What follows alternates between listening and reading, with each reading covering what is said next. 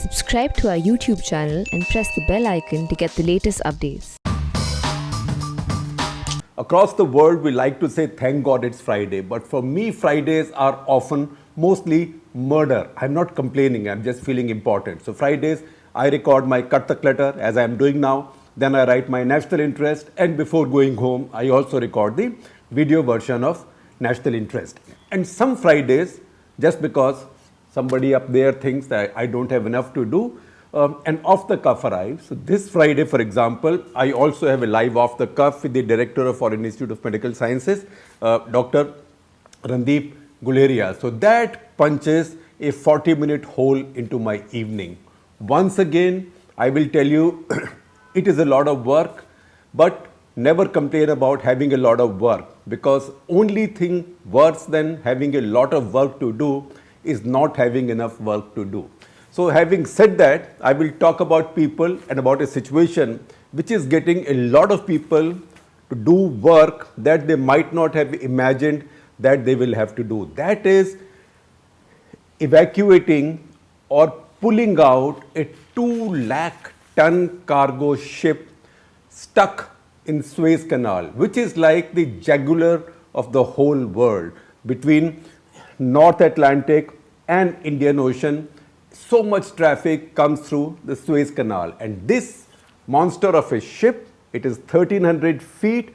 So this is, if you see, much taller than the Sardar Patel statue, if that is one measure, but New York Times reminds us that this is taller than the Empire State Building. So that big a ship with 20,000 containers on it, 2 lakh tons of weight, filled with fuel because it had just set out on sail after refueling. Now this ship has got stuck because of winds and bad weather. It just got twisted and got stuck. Now because of this entire traffic, the sea traffic in that region has stopped. Look at the map of the world and see where Suez Canal is. So Suez Canal is about 193 kilometers between the Mediterranean and the Red Sea.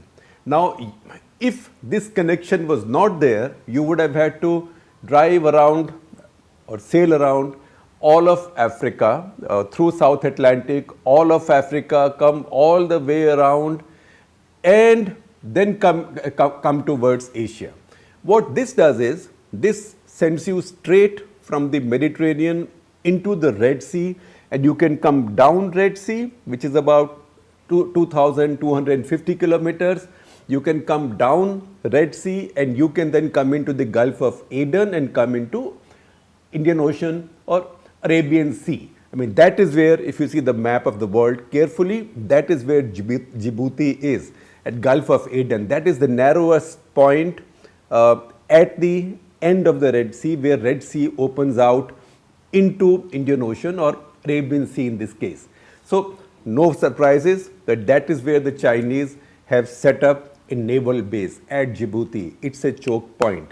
So just as Djibouti is a choke point, the big choke point is Suez, because Suez also sits in the middle of a very conflict prone zone. And I will tell you a little bit about what happened in Suez in the past in only very little detail.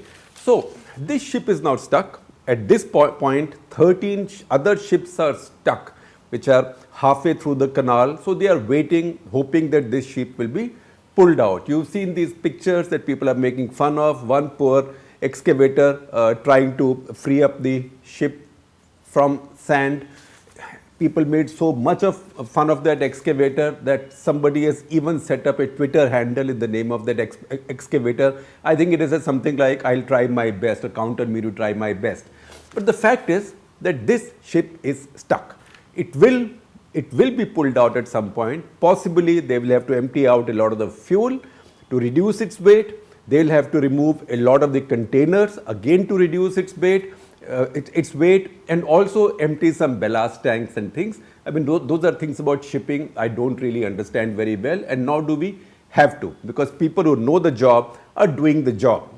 Now, look at this ship, and this is a realization. A lot of people initially started talking about the fact that all 25 crew members on the ship are Indian. they are. Actually, Indians make very good mariners, and Indian shippies, as they are called, are in demand across the world because India has good colleges that give you training that give you marine training. So what in our common usage was called merchant navy or merchant marine, that's a profession that Indians have taken to very well. So all 25 are Indians, all 25 are safe and healthy, but it was also made into some kind of a subject of derision that you put 25 Indians who take a ship, maneuver a ship that size through any passage which is measurable, which is not immeasurable, right? You can expect them to get stuck because you know why? Indians never follow the traffic rules. So you can make fun of our fellow Indians, but please don't, because this ship also had Egyptian canal authorities pilots on board, because driving through the canal is a complex operation. There are many other ships also. The canal also at one point for about 32 kilometers has a V shape, because President Sisi, when he was in power in Egypt, he spent about $9 billion to build another kind of extension or a kind of split lane in the canal to double its capacity from 49 big ships per day to 97 big ships per day. Now, this ship is actually stuck in the narrower part of the canal.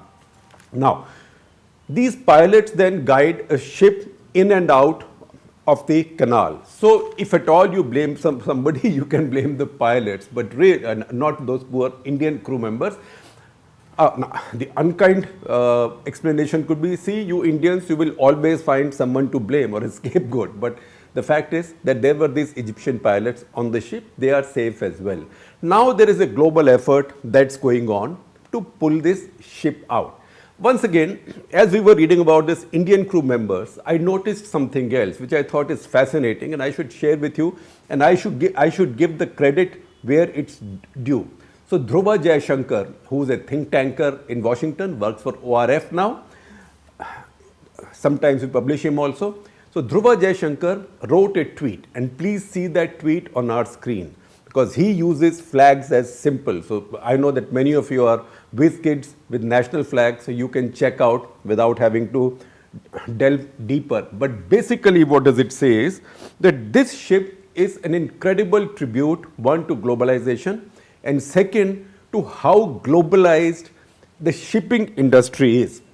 So this ship is Japanese owned, German managed, Taiwan operated, Panama registered. A lot of countries have their ships registered in Panama. It's a kind of registry of convenience.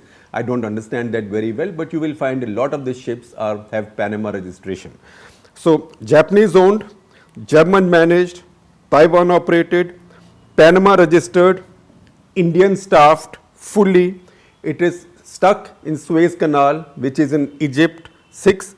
Then it's coming from Malaysia, that is 7th country, and going to the Netherlands. So 8 countries. So one ship actually has close links with 8 countries. And not just that, if you opened out those 20,000 containers, you will in some ways possibly find almost 2/3 of the country's flags painted on them, if you were to paint the flags of the countries which were connected either with receiving or producing or selling those goods. So this is by itself, the ship is a picture of the globalized scenario. In fact, to such an extent that many globalization skeptics, I saw an article by I think David Goodman in the New York Times, which I'll share with you, that tell you that this ship's predicament exposes the limitations or the threats of globalization.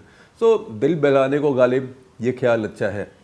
The fact is, his explanation is that this tells you that globally now we are so dependent on these globalized supply chains that one ship getting stuck in a canal can bring us to a standstill.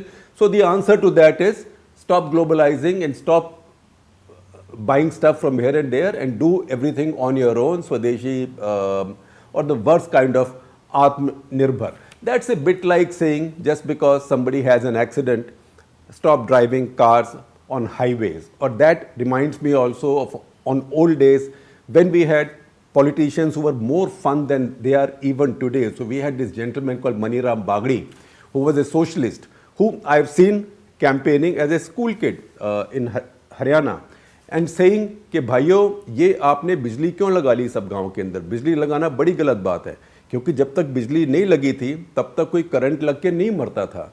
Now these electric poles have come. Even if your buffalo touches the pole, sometimes the buffalo can get electrocuted, and if you touch it, you can get electrocuted. So why do you risk getting electrocuted? You can do without electricity. Our generations had done without electricity. So that is an explanation like that. We don't go into that. This ship now is stuck in Suez. Why is Suez so important? In fact, there are some other things also causing clutter about the ship. Is its name Evergreen or Evergiven? So the company that owns the ship, its name is Evergreen. The ship's name is Evergiven. So please be sure of that. Now the fact is that 10% of global trade passes through Suez Canal. So until the Suez Canal came, the passage between, say, the western countries and the eastern countries, or the north and the south, was very circuitous. Suez Canal has cut that distance for ships by about 9,000 kilometers, depending on how you calculate, 8,500 to 9,000 kilometers. It's a lot. And remember, Suez Canal came in late 19th century. In fact, it was inaugurated in 1869, took about 11 years constructing. Thousands of people died. Some estimates tell you that more than 30,000 people died just building it, because a lot of them were indentured slave labor, because this was built by Western countries. It was an Anglo-French kind of operation, because the Middle East had a very mixed up history at that point of colonialism.